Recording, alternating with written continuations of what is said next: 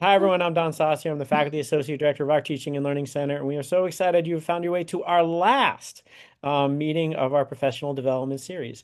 And if you are coming to this for and say, "Oh my goodness, you all do amazing things," we have them all recorded from like the last 7 years. So you go to our webpage, you can watch a lot of events about a lot of cool things. And if you want a professional development teaching certificate, we'll give you one. You just have to watch like a dozen or so of these and do post reflections and submit that, and we'll give you one. Those reflections and post-event surveys are due, I think, May 29th. And I think Jeff is nodding. So May 29th is when those are due. And he's just dropped the link into the chat. It's also available if you're on our webpage. And if you want to be a teaching fellow, so you want to present in this series next year, we also have the opportunity to potentially do that. So check that out at that same link. And that's something we typically reserve for faculty members. So you should check that out. The professional development certificate we'll give to grad students and staff and faculty and all of those sorts of things. So very, very cool things. Normally, I'd announce next week's event. We don't have one because this is our last one, but we do on Monday have our SOTO Showcase. Our SOTO Showcase, SOTO stands for Scholarship of Teaching and Learning, and a bunch of colleagues are going to be giving oral presentations as well as poster presentations about the innovative things they're doing, both in research related to teaching and learning, as well as really cool teaching practices that they'll be sharing. And we're going to be promoting that. We've got the list we're sending out on our social media, etc. So definitely check that out. Definitely be there this coming Monday. Starts at 1:30. That's when the oral presentations will start. The poster presentations start at 3:45. And that is in Hale Library, room 581. That's the Hemisphere room. And I think we'll have little treats and drinks and stuff if you want to come there too. It is, a Monday afternoon, so those drinks are going to be like lemonade and iced tea. But it is still refreshment. So we'd love to see you there. I don't think I have any other announcements except to say that today is a teaching chat. And a teaching chat is a day where we get to talk and share and all of those sorts of things. And I'm very excited that Dr. Natalie Barlett is going to be facilitating our teaching chat and how we're going to survive the end of the semester. So we talk about like at the end of the fall semester, we talked about like navigating our students through and working on their mental health and well-being. Well, we matter too. And Natalie Barlett, I think, is the perfect person to help us with that. So, Natalie, thank you so much for being here, and the floor is yours.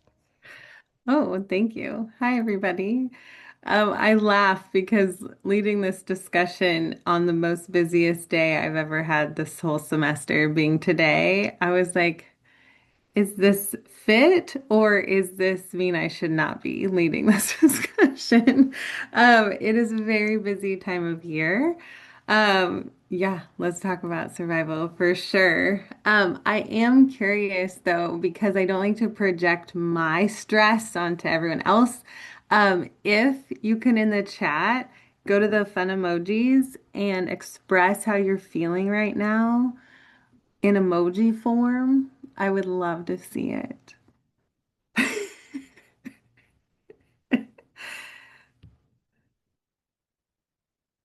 I don't think the video gets to see emojis because this is going to be great. Nice. Andy, you going for like the, the most unhinged can we find? Okay. Carrie, it's only one tier. I'm impressed. It's not multiple tiers. Oh, that's nice too. You all are being very kind with just one. I feel like mine is a lit would be a litany of like like a whole story being told in visuals with the emojis. But I think it's good just to check in, but also to have a moment to share with people who are in a similar situation, who care about how they're doing. I like that one, Kathleen. That's amazing. I truly think it's great to have similar others to talk about it with because it does make it a lot easier because we can't prevent the end of the year, and the end of the year has so many obligations associated with it, even more so than in December. So I love we're here to chat about it today. So thanks for sharing how you're doing right now in emoji form. So I also, before we talk about, it seems like something negative about how hard everything is. I also wanted to start more positive. So, if you're willing, can you share either verbally or in the chat something that's going really well right now, a win, something you're proud of? Because we can hold stress and chaos and happiness all at the same time. Yeah, Dawn, go for it. So I'd mentioned last week when I talked about like, rocking the last day and those kind of things is having your students tell you what they've learned. So I have a course reflections report in my good, bad, and funny class. And the first thing they do is they tell me the top 10 things they've learned that semester. And some of the high performing motivated students have already submitted theirs, and they're just so fun to read. It's so fun to read the kinds of things that have stuck with them. And some of them are like, oh yeah, I forgot we talked about that. So just kind of having that, really cool little close to the semester, where my students are telling me these cool things that stuck out to them. I'm gonna say that's a win for me this week. Oh my gosh. Yeah, absolutely. It's also, yeah, feel good, warm and fuzzies when they're like, I did learn things. Thank you so much. Yeah. Andy, what was yours? I have three graduate students who are going to be participating in the Sodal Showcase on Monday. And we've Woo! been working on their projects, and I'm just really excited for them to get to share and also for them to get to participate and see what other people are doing. They are three rock star teachers, and so I'm really excited to have them Oh, participate. absolutely. Look at you sharing them into the world of Sodal. I know. I was giving them so because they were really nervous yesterday. They were like, we were doing run-throughs of their presentations, and I was like, the Soto Showcase is a good venue because they've never done poster presentations before.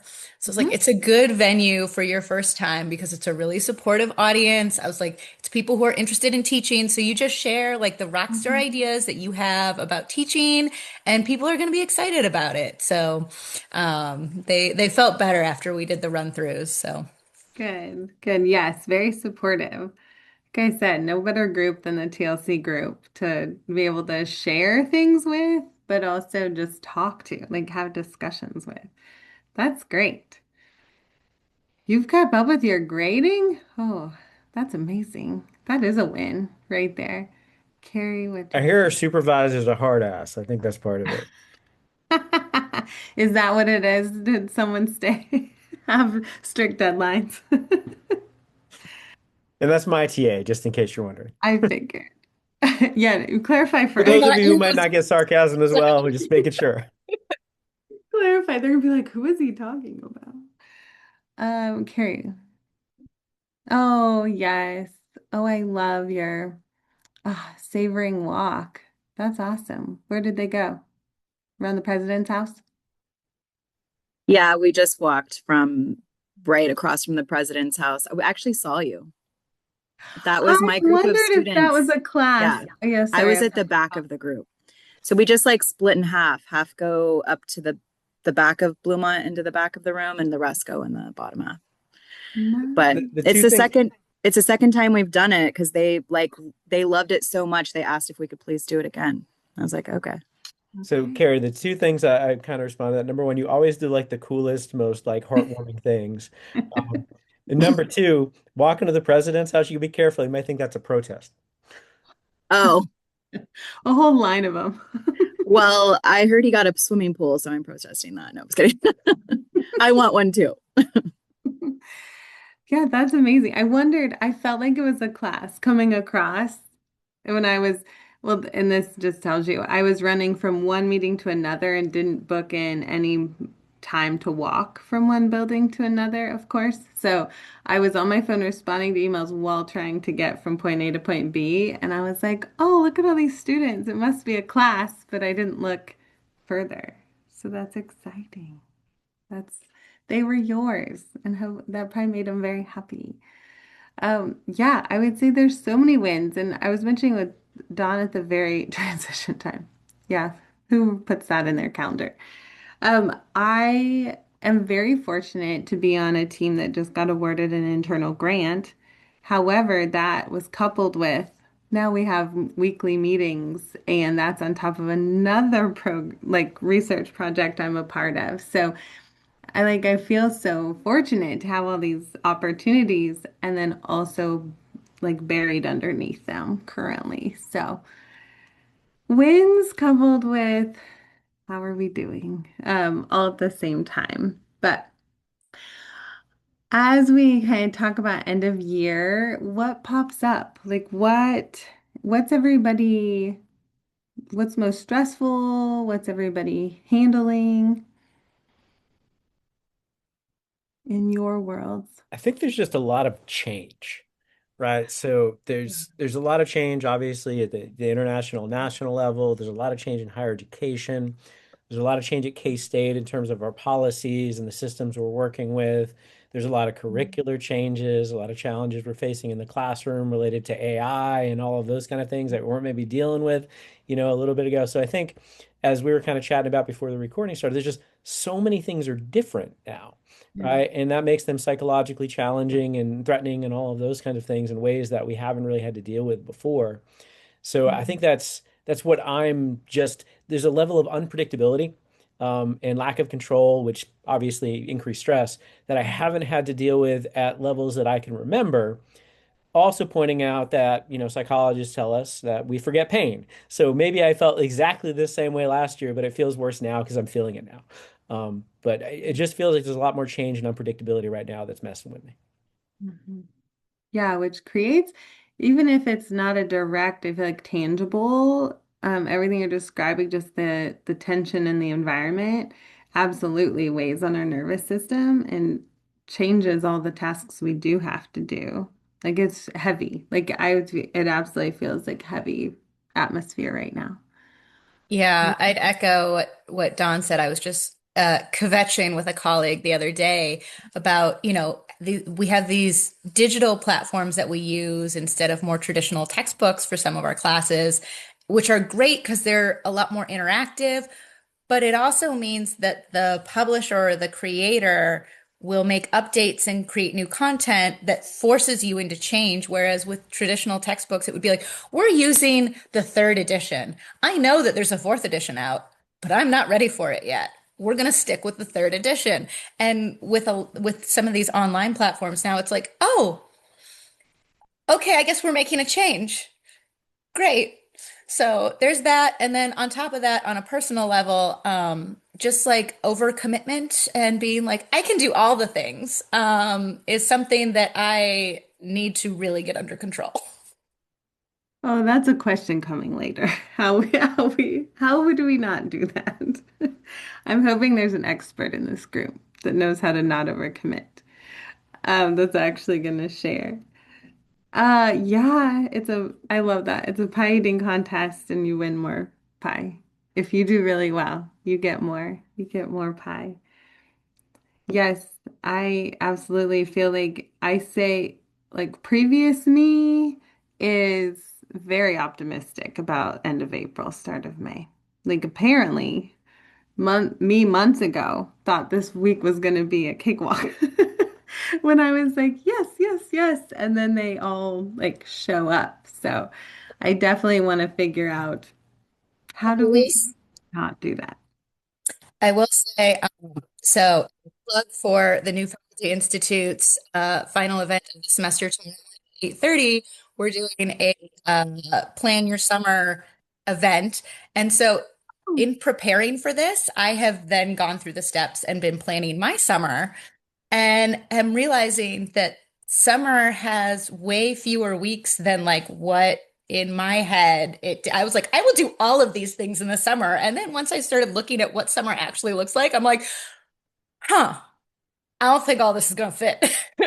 And so if you're interested in stopping by tomorrow and planning your summer, we will be in the Union in 204, 8:30 a.m. There will be coffee and pastries, and we will be planning summer.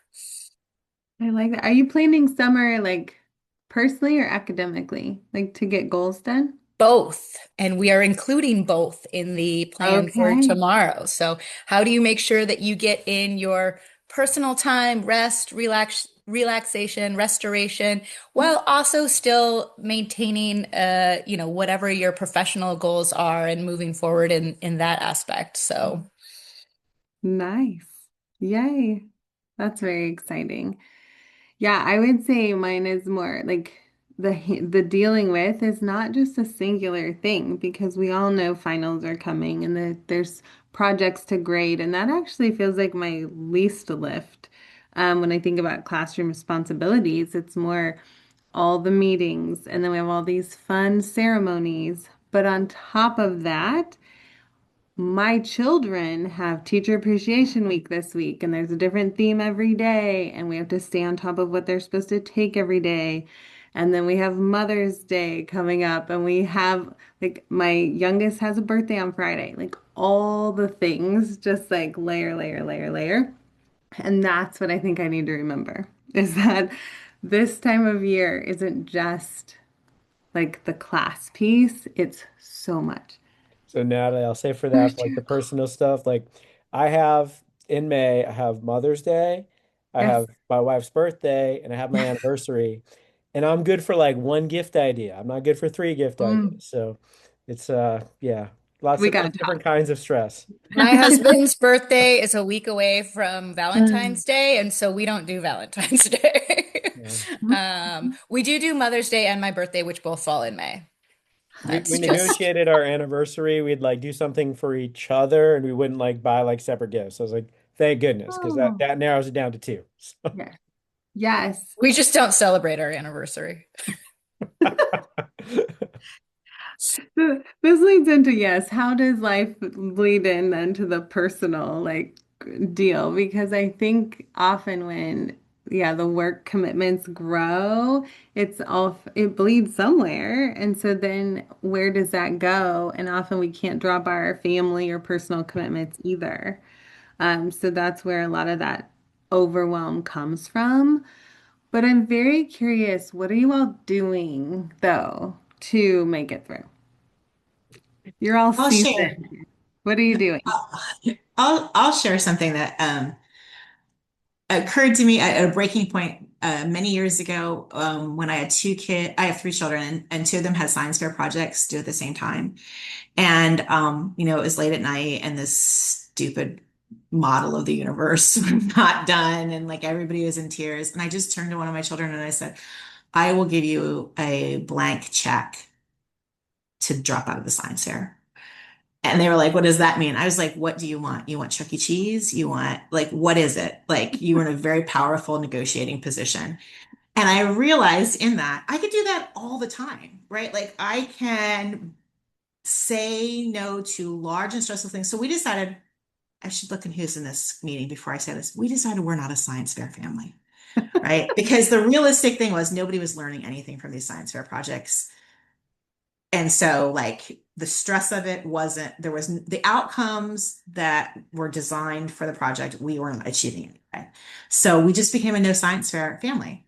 And I would say too, we are a no teacher appreciation week family. We give awesome gift cards at the start of the year. And Mhm. it buys us, I mean, maybe it doesn't actually, but it doesn't mean we don't appreciate teachers.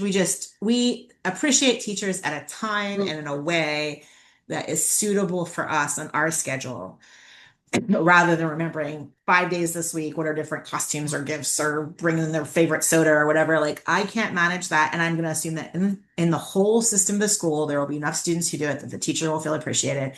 And our $50 gift card to Staples in August will also be appreciated. And so I just take it out as a category.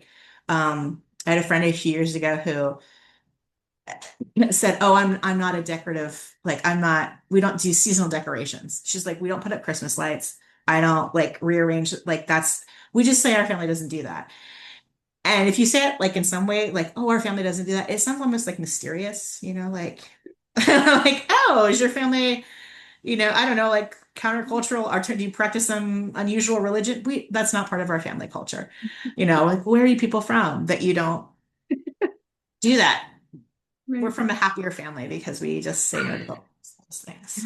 So you mentioned not doing the seasonal decorating. So I'm married to someone who I think would do more of that, right? And that would create anxiety for me. So last year for Mother's Day, I got her a porch goose. And for anyone familiar with like, Perfect. and now what she does is she has costumes for the porch goose. So it takes her like 5 seconds to change the Right. costume on the porch goose, and then we're decorated for whatever season it is. Yep. And now she decorates for like Thanksgiving and Easter and all these things she didn't used to decorate for. But it gave her like this little activity. So that was one of my better gift ideas, and it Yeah. reduced stress for me. So Yeah, that's perfect. That's perfect. And it's like now you know, like, oh, what do I need to give her? Oh, like she needs a new Easter basket for her Portuguese. So you like give yourself a future thing to focus on, but it's so limited, right? Because it's like, this is the thing that I do. That's the scope of it. It's contained. Yeah. Just more decisions like that. Yes. This is one thing that I feel like the internet and Instagram and Pinterest has really like ramped up expectations on everything. Like it's like now, like I remember when my kids were little and they started the Elf on the Shelf thing, I was just like, I'm not doing that. Like, no. And being able to like recognize that things that you can say no to things and not participate and it still be okay. It's like, yeah, like that's a fun thing. My sister loves doing the leprechaun stuff. And Mhm. I'm like, oh my gosh, I would die. And she's like, oh, it's really fun. And I'm like, if you get something out of it, then Mhm. like that's wonderful. But I'm like, the stress of like having to come up with something creative and like I'm like, I find lots of ways to do fun things with my kids and my family. And I'm like, we focus on the things that like we get something out of and that feels like fulfilling and meaningful. Like we do donuts and documentaries every Sunday. Like that's our tradition. Like super easy. It's fun, enjoyable. And so like, you find the traditions that and the things that work for you and like try to ignore Pinterest and Instagram and all the other things that are telling you that you should be doing more. Say no. And yeah, I feel like I navigated like my teens and my 20s without getting like low self-esteem or an eating disorder from women's magazines. And then I got into my 30s and Pinterest came around and I was like, I don't need this shit. Like, I don't need to feel like I made it through this developmental stage with my gender identity intact and like good self-esteem. And now suddenly here is endless pages of ways that I'm an inadequate mother. Like, Mhm. no, I, Yeah. yeah, like I won't even turn it on. And it's just like, why can't we ever catch a break from this kind of messaging of like more and more and more? Yes. I think that's a great reminder too. Just remember that we can say no, even if it is streamlined into the school. Like, I'll be honest, it didn't even cross my mind to not participate in Teacher Appreciation Week. I was just like conditioned in. I'm like, these are the themes each day. This is what I have to send a snack this day. Yeah, the whole thing. I also wish it could just be easy. So for our family, I like this. Next year, it can just be easy. Like, guess what? When I feel like it and remember it, here's the appreciation. And thank you so much. It depends too on like what is important to like your children or your family, Right. right? Like there's sometimes where it's like it's really important to the child that they participate in like Spirit Week. And Yes. you're like, oh, I don't want to do this, but like it's important to them, so I'm going to honor that. So like all of these things, it's a balance of figuring out like both personally and professionally, like what are the top priorities? Like so in the classroom, like what are the top priorities for my students? Like what do they need? What do they want? And like where can we find that middle ground that works for everyone involved? Yes. Yes. Yeah, and I like bringing up, like, I think about modeling to our kids too, that it's okay to say no, but same to our students. And when I try to teach our high achieving students to not overcommit their lives, I'm like, well, I'm not modeling that very well because when they go to try to meet with me and I'm like, I have 30 minutes this one day, that's my indicator too that I've overcommitted and I want to have that space for them. Like, I want them to see that you have to intentionally build it in. And talking to multiple students this week who are on like the verge of tears with overwhelm, also just trying to model that, yeah, we overcommit sometimes, and this is our learning moment. So I'm also very much reflective this week on, wow, this week is very, very busy and challenging. What can I do different next time? And actually remember it.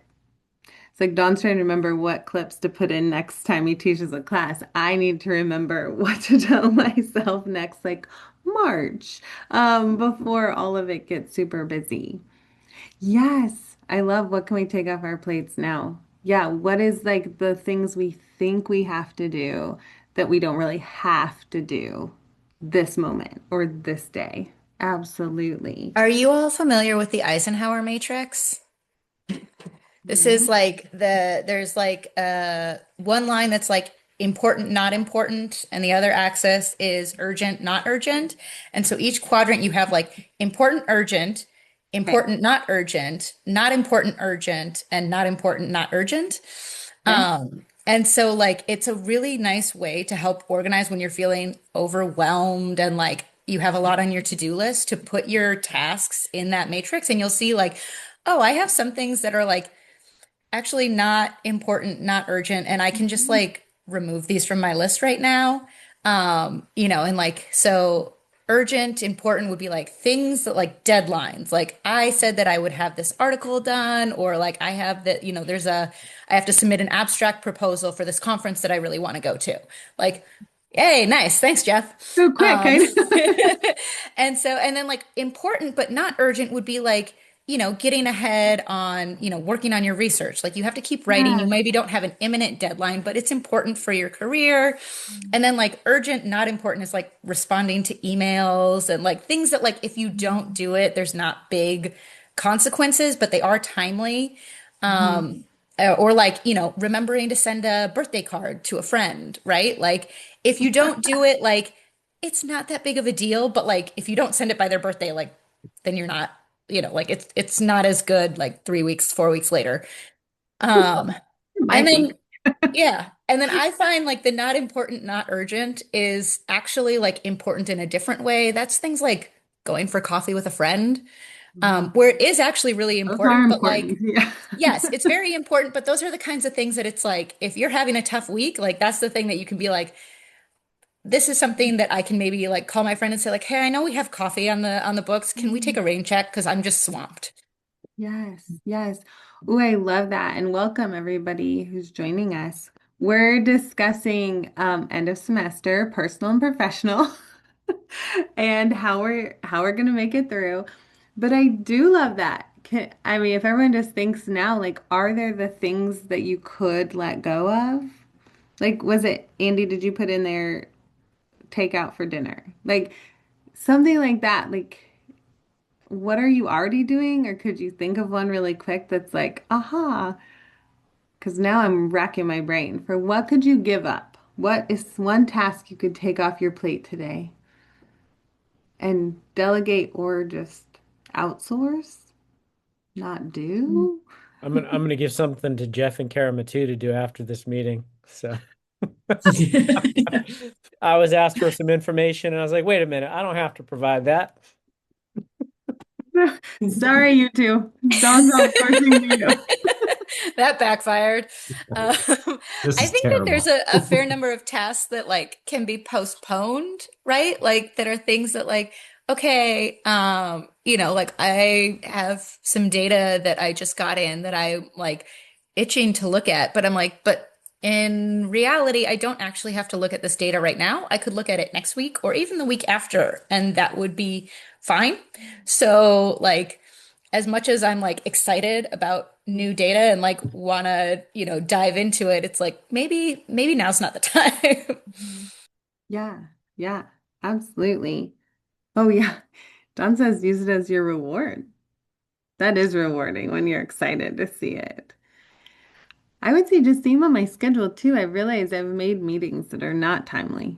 Like, so when we think about the Eisenhower matrix you were mentioning, they're not like they're discussing things. Students want to discuss things that are not relevant to their final, or they just, kind of want to chat about life. We don't have to do those right now. If they just want to chit chat, we can chit chat another time, maybe on an empty day next week, if they haven't left yet, versus I did tell a student he wanted me to look at his notes and our schedules were not matching up. And I was like, do have a GTA in this course, like, first of all, because they all want to come to me. But I said, we can, I think, answer your question over email. And that was huge because I think that just saved me, 30 minutes. Um, but yeah, now I need to integrate more. anyone else thought of something they could outsource? Make space. Oh, sorry, I joined late if someone's already said this, but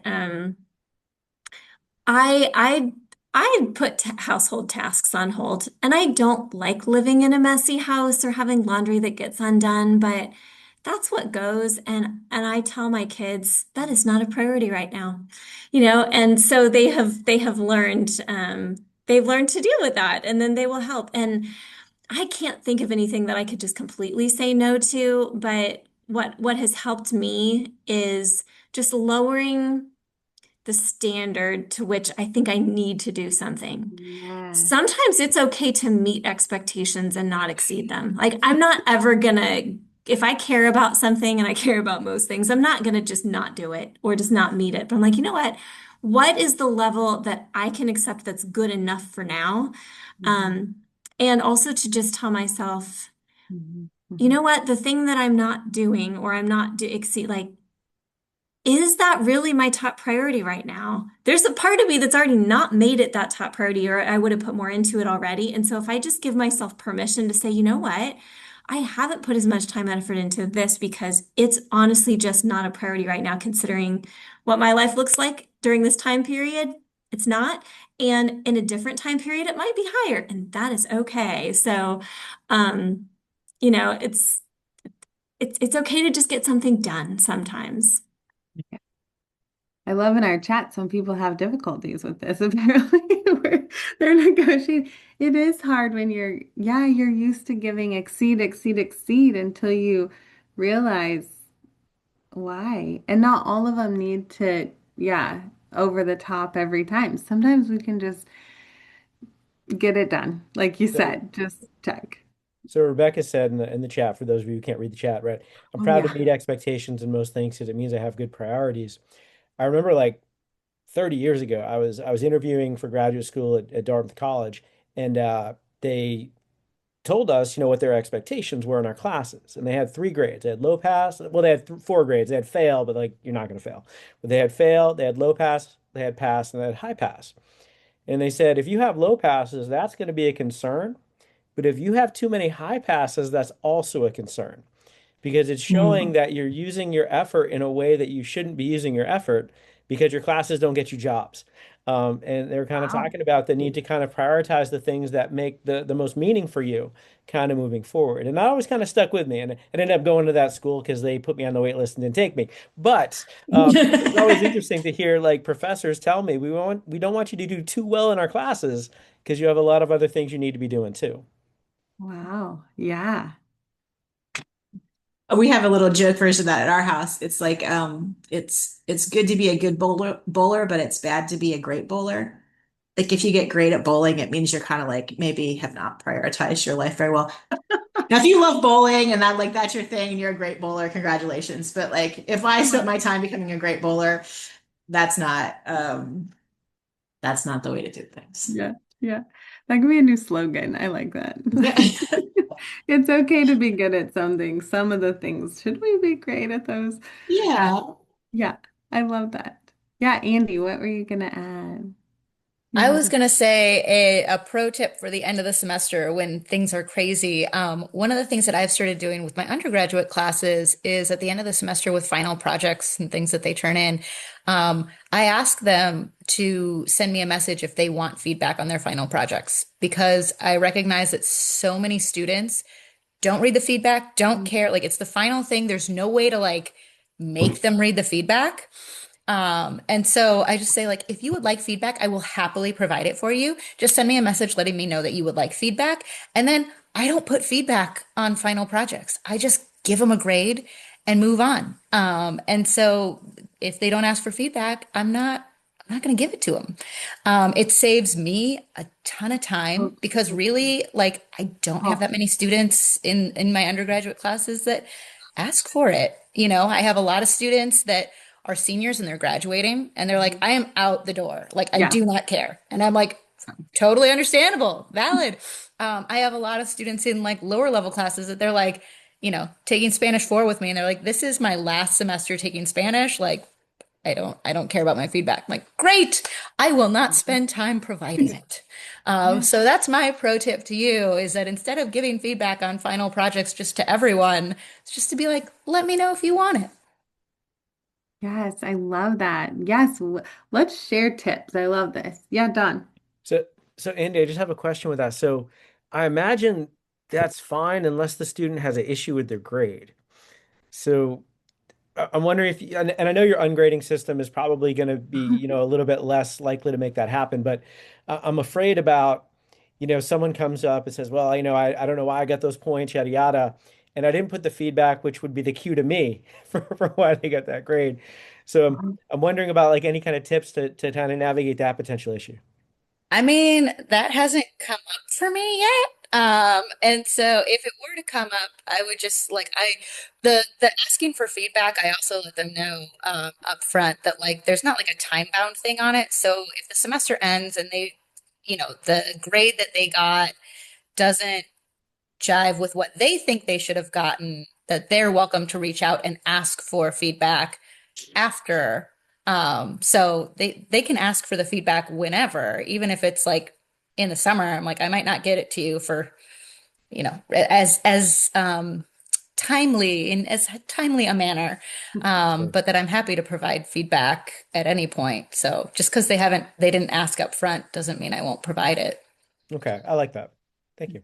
I've done something where I have a really basic rubric because that helps me grade faster anyway. So they're still getting feedback. It's just not written feedback or detailed or personal Mhm. feedback because that's what takes a long time. But if I have a really good rubric that I can check a few different boxes, they're still getting in that and it still kind of explains the grade that they got to them. But it's a lot faster than writing individual comments or those types of individual things. So that works well for me. To kind of an in between. Yeah. I'll Yeah. share something I do. And I am sharing this with Rick Zajac, who will eventually decide if I get tenure or not. So, so I'm being a little vulnerable here.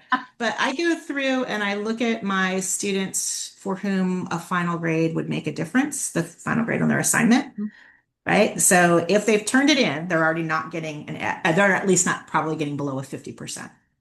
So then I can pull those and say, is this going to make a difference in their grade that goes, what they don't care about the grade on the final project, they care about the grade on their transcript. Yes. And so those are the ones I'm going to grade more carefully with more details to cue to myself. Okay, if we have a conflict about this, this is how I'm going to be able to justify why they Mm. got the C rather than the B in the class. Mhm. So I can give feedback to those, but for most students, but most students don't fall into that. And that's in part because we don't have pluses and minuses here. If we have pluses and minuses, that would all get a little hairier. But our target is pretty big. If a 90 to 100% is an, or 89.5 to 100% is an A, I can usually guess to, get students into their category pretty fast by the end. Mhm. Don, was your question for Rebecca or for Andy? Oh, so Andy had said in the chat that she has Oh, grad students give themselves a yeah. grade. So I was just asking, do you give them that grade or is it advisory to you? And Andy's now said it's advisor, but almost always aligns. The reason I had asked is Yeah. in my son's ceramic class in ninth grade, the teacher had asked him to give himself a grade on something. And he said, well, I'll give myself the high grade. The teacher would probably think I was being arrogant. So I gave myself like not as good a grade. And then she gave him that grade and then ended up getting a B in the class. And he's like, I was just trying to be like humble, and I kind of get that grade. So, and Oh, this is also, all qualifiers to the fact this is a ninth grader's account of how that went down. So, like, yeah, yeah. it may or Sure, may not sure. have actually gone down like that, but Well, and this is like I give my students much more guidance than just like give yourself a grade. So like right. I have like a final performance review that has like our learning objectives for the course, the SLOs for the grad program that they're in, and like, ask some specific questions about like the work that they've done and how it's shown those objectives, demonstrates work towards those objectives. I also give them some different ways to think about grading. So I have a page. There's a K-State page that kind of breaks down. I think it's on the TLC website. That's like what is an A, what is a B, what is a Oh, C, yeah. And so I have them read that. I have them look at kind of grading policies at K-State and some other information about like what do grades mean. And then they have to argue. So it's not just like I get an A. It's like so like the way that grades are given, like blah blah blah, like these are the things that I've done, like 90% of like meeting, of if you get 90%, that's an A. And I've met over 90% of the objectives because I've done this, this, and this. And so then by like providing evidence, they have to justify. It's not just giving a grade, but justifying like what have I learned that has earned me this grade. Mhm. Yeah. Oh no, I like that. I wasn't challenging anything Yeah. Oh you're yeah, doing at all. I didn't think you were, but yeah, So but then it does, I do hold yeah. reserve the right to assign the final grade, so that if they're like way off, if I mean, you know, Yeah. usually it's Don's son, where it's, oh, I think Right. maybe I should get a B, and you're like, for real, like you've Right. done everything Yes. like to the expectations, like no. So yeah, I think that works, and it helps them to kind of reflect on like what they've learned all semester. So that's for me, having them go back and think about what they've done. It's an important part of learning. And, also I always tell my students as well is that, in most jobs, you have to do a certain amount of like self-evaluation. Mhm. And even if it's not explicit, like you have to submit annual evaluation materials, you always should be checking in on like, am I on track with what the expectations are? Am I doing well? And so it's just like a good professional practice that you should be in the habit of doing. So one of the things for streamlining grading, and I dropped a little bit of a notion of that into the chat, is I give take-home exams in my class, at least one of my classes, and each one of them they can get up to 20 points. And I spent a long time, and I'd heard this at a workshop, like if you have like that, you should just have like 5 points. They can get 20 or 16 or 12 or 0 or whatever it is. And then you have just a little narrative about what that means. So it might be the 16, like the content's good, but you're missing a couple things, Oh, and yeah. something else might be more severely lacking, like you're missing really fundamental parts. And I resisted that forever because I was like, well, what if an answer was an 18 or an 18.5 and all of that? And then 2 semesters ago, I said, you know what, let's give this a shot. It is so much easier. It is so much easier. And when you read it, be like, you know what, that's a 20. That's an all the way answer. And you read like, nope, that's a 12. That's a lacking answer. It just kind of jumps off the page almost. And the rule that we have in there is me and my TA when we're doing this is if we can't tell if it's a 20 or a 16, it's a 20. So if there's anything kind of on the border, we round up. Oh. And it just takes out a lot of the issue that we have. And I found our reliability is a lot better because me Mhm. and a TA might differ whether it's a 17 or an 18, but we typically don't differ if it's a 20 or a 16. So it's been a lot faster, it's been a lot more reliable, and with that roundup thing, we found that typically the students haven't been complaining about it. And as Andy was talking about, we don't write any comments. The comment is the description for the Oh. 16, or the description Mhm. for the 12, which are already pre-created in the rubric. So that has been really a game changer for doing some of the grading in my classes. I Nice. do that same thing, except that if I'm not sure if it's, like meets or approaching standards, I go with approaching. So, but I allow redos. Oh, nice. So that's why I like Yeah. that. It's like, it's a little borderline. I'm like, okay, I'm giving them approaching. If they want to meet standards, then they got to put in a little bit extra work and show me that they can get there. And so it's a good incentive. And there's a lot of students that are like, approaching's fine. And then I'm like, great, then like that's what you get. And for the students that are like, no, I want to get full points on this, then they'll revise and resubmit. Yes. Yeah, I would say I realized too, just with grading, what I like to grade, like what's exciting to me to grade matters so much. And so I don't teach courses in the psych department that require the research paper. So I was like, why am I requiring a research paper in some of these? And so Practicing Happiness, they're doing poster presentations this week, and it is amazing. Like, I love it. They appreciate doing something unique and different. And they're staying yesterday and tomorrow. They do a conference style poster presentation, and we're still evaluating their learning, but in such a fun way. So that I'm excited. So grading it's like, yes, I'm so excited, right, to see what you did versus reading 10 to 20 pages per person. Well, and So that especially makes really it fun. for research, like what percentage of my class is actually going to go on to do a research to, go on to grad school and do a research degree? Is this really the best type of Mhm. learning for them? Whereas like having to give a presentation, like Yeah. learning how to do a poster, figuring it, like learning how to like express what you have learned, communicate that to an audience in like a pretty succinct amount of time. Like Yeah. that's a much more valuable skill for most of our students. Yeah. Yep. Yeah. So I enjoy grading some of those things a little bit more. Not that I don't think a paper is valid, but absolutely. If there's another option, I'm realizing why have I been stuck to this one tradition? Even in my grad seminar, they didn't write me a research proposal because I said, you've learned how to do that in many other grad seminars. So I had them do a business proposal. They had to propose to an actual business owner a happiness initiative for her business. And they had met with her and they had learned about her and her, employees. And so they got to pick any aspect of her business, her employees or her clients to create the initiative for. And it was so fun to see them present it and then to read it because they could be creative too in a space that we're not always super creative in psychology. We're very, very strict about supporting, all previous research, but they got to be so creative. Who else? What else? What else are So you this is a enjoying? huge change in topic, if that's okay. Fine. Um, let's see. I'm trying to put something in the chat so you all have the link. Um, so there's a brief 10-minute TED Talk that's not really a TED Talk, it's a film. And it's a photographer who does time-lapse photography of nature and then was putting together a project that it's probably only about 7 minutes that it's shared, but it's a brief conversation with a child and then a voiceover with an older person.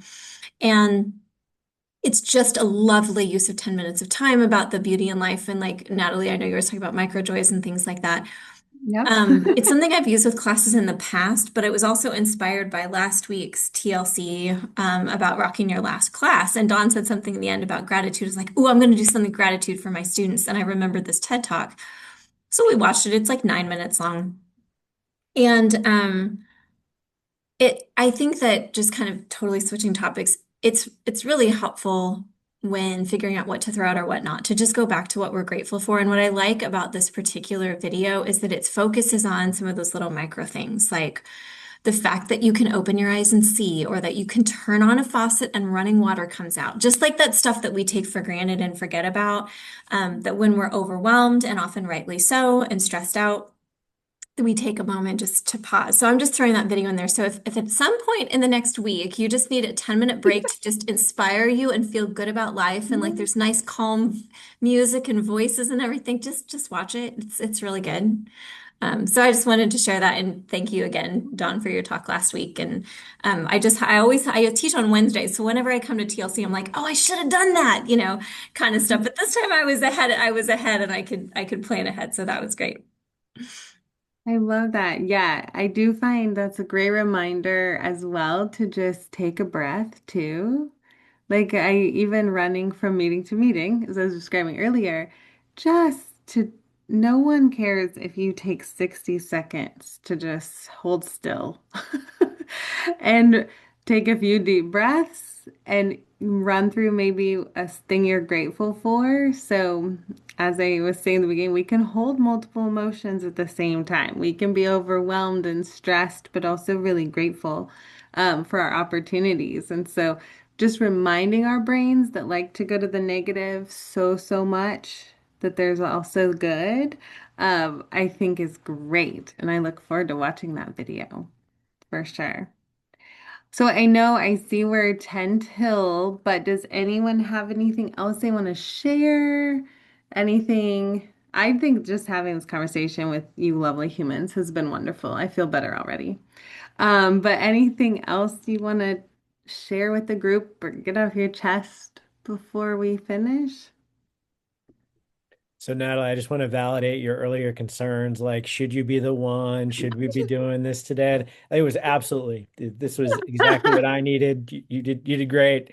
And it Thanks. it really like provided me that little oasis away from all those other things that are going to get me when we come off the Zoom meeting. So I really appreciate that. Well, I'll thanks. echo that. There have been a number of times this semester and most semesters, if I'm being honest, that like I come to one of these and I feel like I don't know if I have a lot of time today but like I always find that reconnecting with community makes me feel better. That like being able to talk and commiserate with other caring educators, like it always rejuvenates me. It always helps me to think like to get past blocks that I'm on in my head. Like if I'm like, I don't know how I'm going to do this with my students, or I'm having trouble with this. Like just taking some time to like sit with other educators, like, oh, that gives me an idea and then I can do this. And I find that it makes the teaching experience more pleasant and easier, even though it's not easy. But so gratitude to all of you. As we're giving our thankful for our TLC moments. Awesome. Thanks for having me. I like getting to lead a discussion. That's fun. Well, and thank you, Natalie, for doing this when I was like, ooh, Natalie's in the last spot, which is super hard. That's awesome because I know how amazing you are. So I was intending on being here at noon, and then a thing came up, as it sometimes does, that had to happen. And so I'm glad for the recording. But um, you are yourself joyful, Natalie, and I appreciate all that you share and all that you do. So thank you. Well, Yay, that's Natalie. I just want to say I have parasocial relationships with all of you because I always watch these on YouTube later. And I'm like, oh, I know her and I know her and I know her and I see you guys on campus and I'm like, they have no idea who I am. I've not been on a call all semester. No, I met you in person once, Kathleen, and you introduced Okay, yourself. yeah. I think it was like in an HPU meeting or something, and I was Yeah, like, yeah. oh, yes, I do yeah. know you. It was great. Hmm. Yeah. Just call us out. It'll be fine. So please do a post-event survey, either people on here or people watching at home. Also, we got that little showcase coming up on Monday. We got some presenters on this call right now and a couple others who were here earlier. It's going to be a great event. That'll be Monday at 1:30 in Hale Library, room 581. Oral presentations first, then poster presentations. And other than that, thank you so much for doing all the things that you do, and I hope your semesters end as smoothly as they can.